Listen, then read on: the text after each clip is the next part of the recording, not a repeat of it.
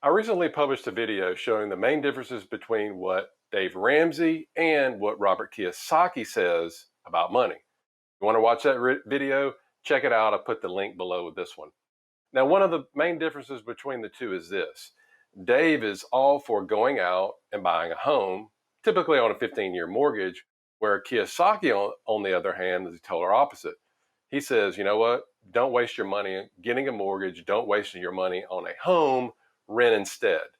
So today, what I'm going to do, I'm going to do my best to simplify this debate for you so you can understand this concept a little bit better. Occasionally, I'll get people and they'll ask me if I think it's smart for them to pay off their house early or not. Very popular question.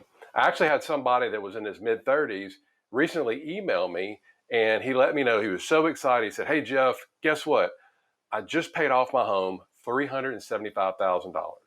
And you want to know what I thought about it. And I've also had somebody that tell me that they just sold a house in another state, and now they have this huge pile of money they're sitting on. What should they do with it? Should they pay off their current house with this money, or invest that money that they had? Another popular question I get is, "Hey, Jeff, I have," and for whatever reason, the $1,000 seems like to be the most popular amount of extra money. "Hey, Jeff, I've got this extra $1,000 a month coming in after we pay our expenses. What should we do with it? Should we invest it or pay down the debt?" So I want to address all those questions today during this video, and I want to break it down to several calculations and make it as simple to understand as possible, because I'm a simple-minded person myself. And I want to spend a little bit of time explaining the math and the logic behind why some people say that you should not necessarily pay off a mortgage or a student loan or something like that, but rather invest the difference. Now, before we get into this, remember that what we're discussing is personal finance, and it's called that for a reason. It's personal. And my main objective today is to give you different options and then let you decide based on your risk tolerance, based on what you think is the better choice for you. So for today's example, we're going to make several assumptions that we know assumptions can change over time. So let's assume that we have a house and it's valued at $250,000. Okay. That's about the average median home according to Zillow.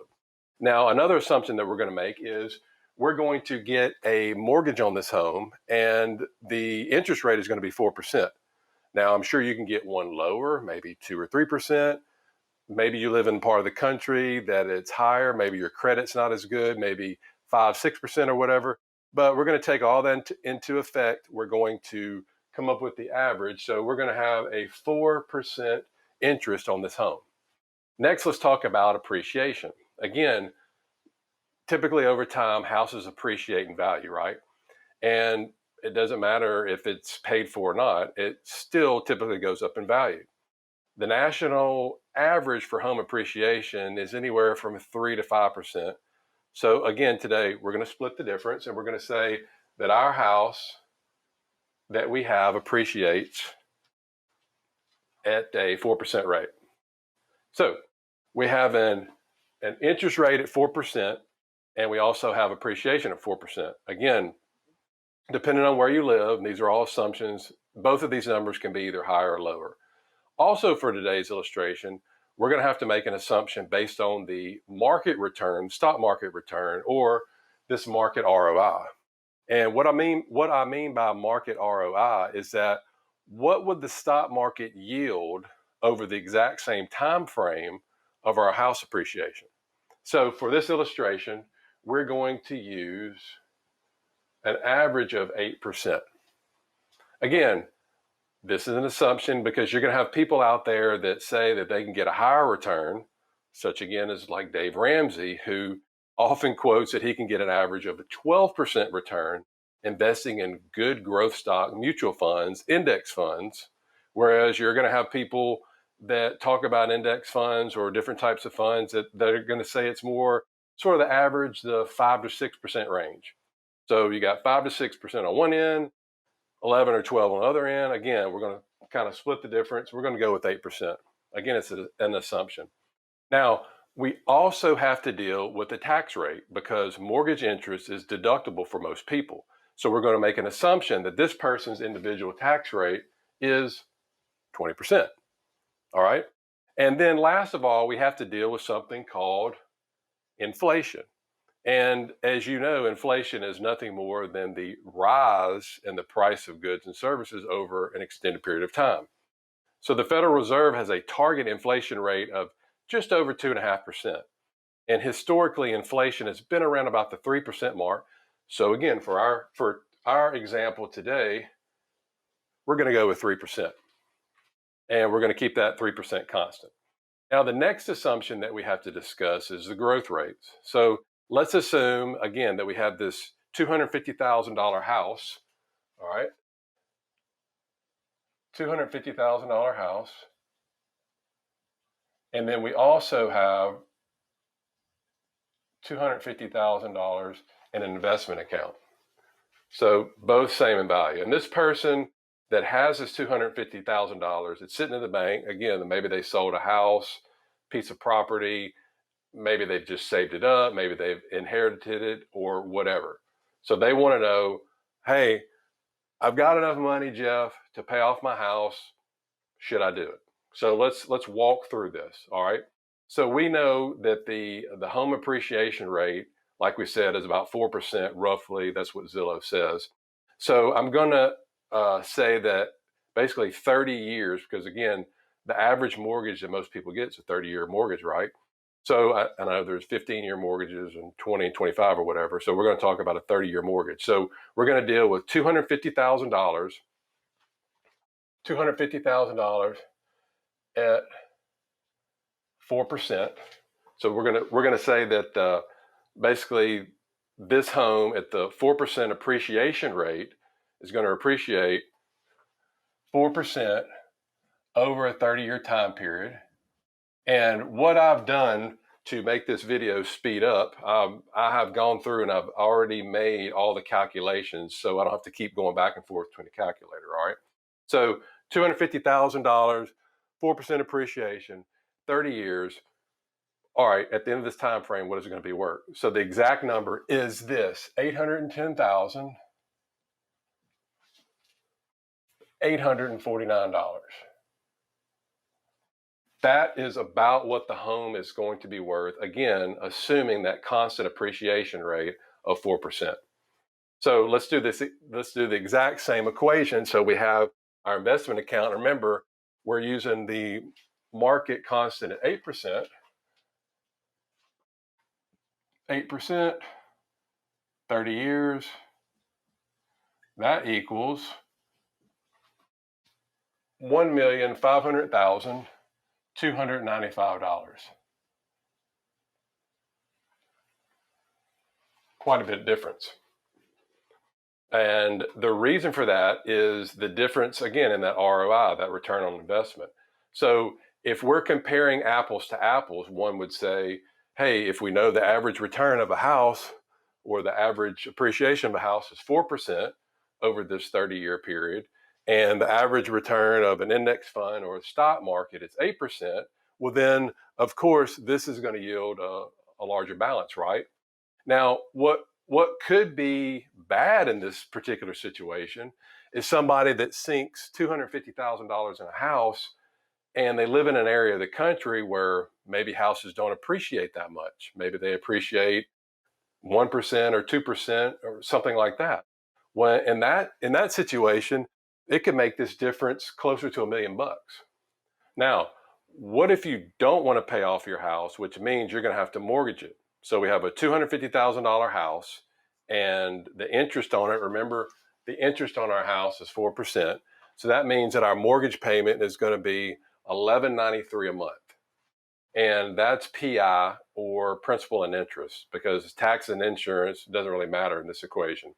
So this is for the people that would argue that you're actually wasting your money when you're paying extra on the mortgage on a house, that instead you could be investing that in something else, in another asset. So let's look at that scenario. So let's say, again, you've got a 30-year mortgage on your house, and you've got this extra $1,000 a month. And so the question becomes, should I take the extra $1,000 a month and apply it to my mortgage so I can pay off the house faster, or should I invest the dollar? So if we've got our mortgage 4% interest, again, payments $11.93 a month, and if we apply that extra $1,000, so now what this is going to do, that means we're going to have a total of $21.93 per month. And what's going to happen is we got that 30-year mortgage that's actually going to shrink that 30-year mortgage to 12 years. So 12 years versus 30 years. Pretty cool, right? So which means we have 18 years left to invest this $21.93.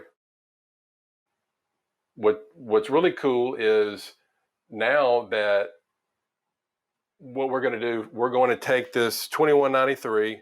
We'll have a paid-for house, and over 18 years. And again, I've done all these calculations ahead of time, so that doesn't make this video go even longer. So if we do that for the remaining 18 years, we're going to have $1,064,667. All right. So now we have a house that's paid for, and we have an investment account that's worth a little over $1 million. And so now we're going to have to extend out that 30-year mark to see where we're going to be in that situation. So we're going to have to add two numbers together.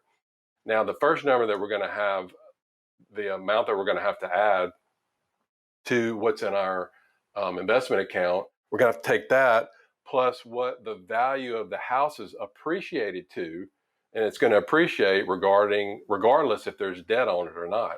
So when we add this number to what our house is appreciated to, that equals $1,875,516. So that number now is greater than our original 1.5 million roughly that we had in that investment account. So now we have to make another type of calculation. So now instead of applying the extra $1,000 a month to our mortgage payment, what happens if we separate out this number, and now we have our mortgage payment, which was the $11.93, and then we're going to separate out these two, the extra $1,000, because that's what we have total that we can put.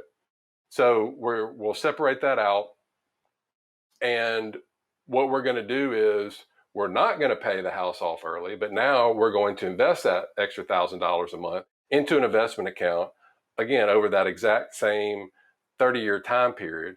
And if we do that, earning the 30 years, that in value, again, is going to be the $1,500,295. And if we take that and we add the home's appreciation value of the roughly 810, we're going to get, the total is going to be $2,311,144. All right. So as you can see, this number is significantly higher than the number that we got before. So it's higher than if we had paid off our mortgage first and then made the extra payments. So if you have a mortgage now and you're confident that the market is going to make, it's going to earn like an 8% return or greater, or if you have a mortgage rate that's 4% or lower, then you may not want to make these extra payments on your house.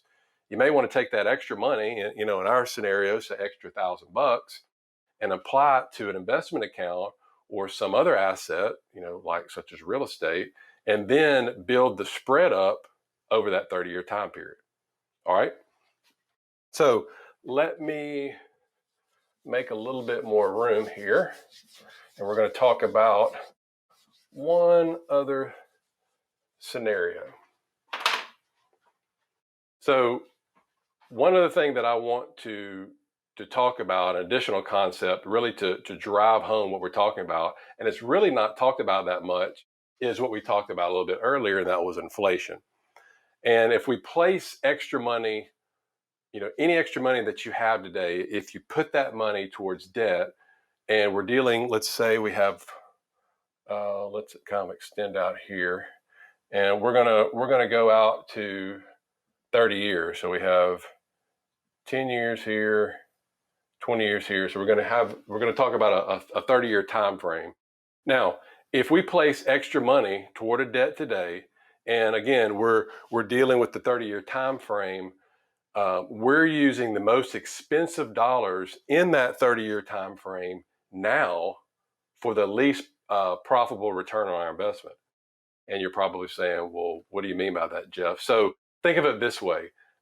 Remember our mortgage payment of the 1193, it's gonna stay constant during that 30-year period, right? From 1193. So from the time that you start to the time that you finish, that mortgage payment is going to stay constant. But something is going to affect this value. But again, we don't often consider it in these type of calculations. And again, that's inflation. If you want to go to Google, and you can Google the CPI inflationary calculator, you're going to be able to run the exact same math that we're doing today. So you could just do it yourself, check your own numbers if you want to. And basically what this says, that as time goes on, the dollars that we have today are going to grow naturally. So over time, we're going to get pay raises, the cost of goods and services, either that you sell or that you provide, those are going to go up. So that's just normal, right?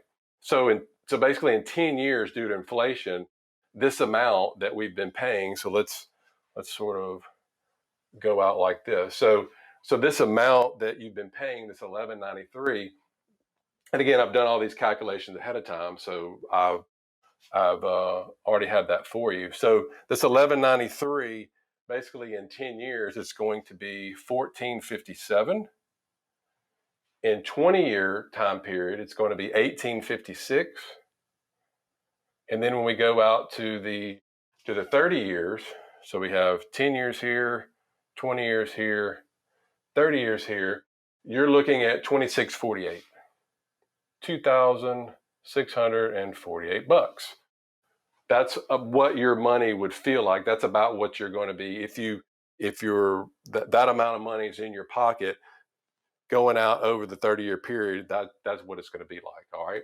So what this means is today, if I make 1193 in income, and if I project myself out in 10 years on the standard COLA, or the cost of living adjustment, on inflation, if I'm making that today, theoretically in the future, again, I'm going to be making 1457 in 10 years, 20 years, 1856, 30 years, 2648.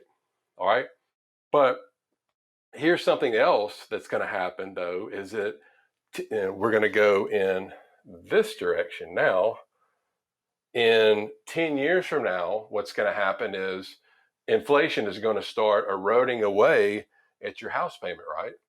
So 10 years from now, again, due to inflation, that 1193, it's going to feel like $970 in 10 years. And then if you go out 20 years, that 1193 is going to feel like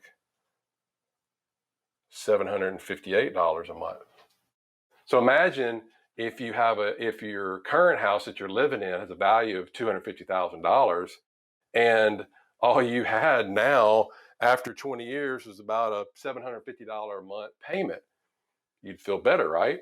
That's a pretty good feeling. So what happens if we extend it out 30 years? So if you extend this out 30 years, basically that payment is going to feel like a whopping $537.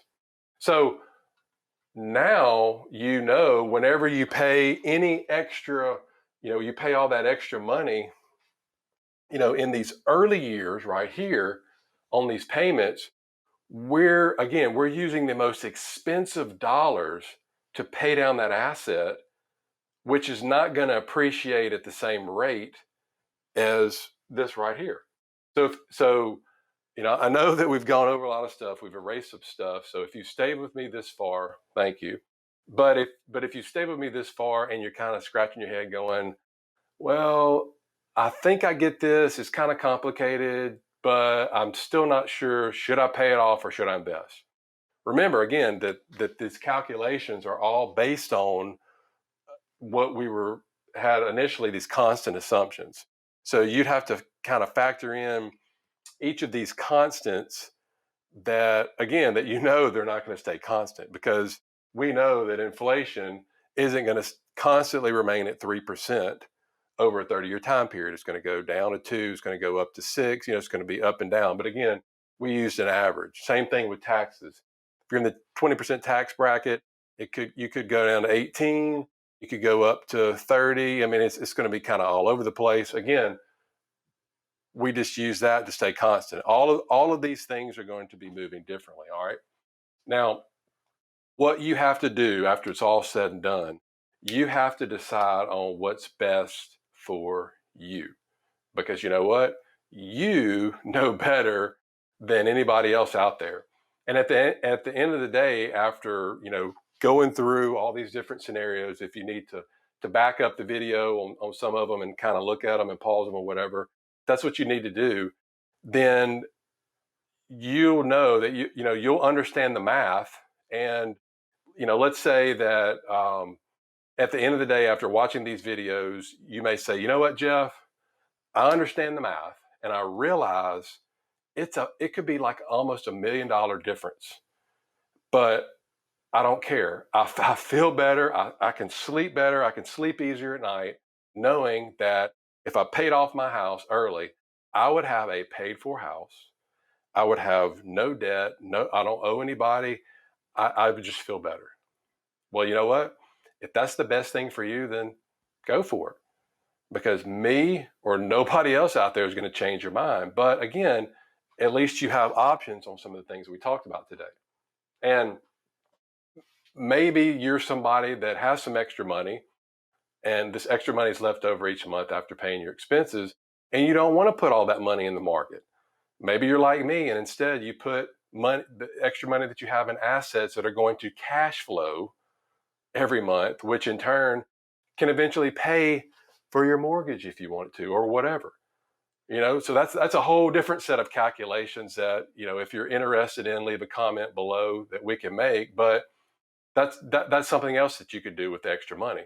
But again, we're not going to go there today. But for somebody like that, you may want to invest the difference in something like a passive real estate syndication, like we do, and realize that when you do this, when you invest that extra money, you're going to have a 15 or a 30-year mortgage or whatever, but yet you'll know that you're going to come out way ahead, but you're still going to have a mortgage along the way.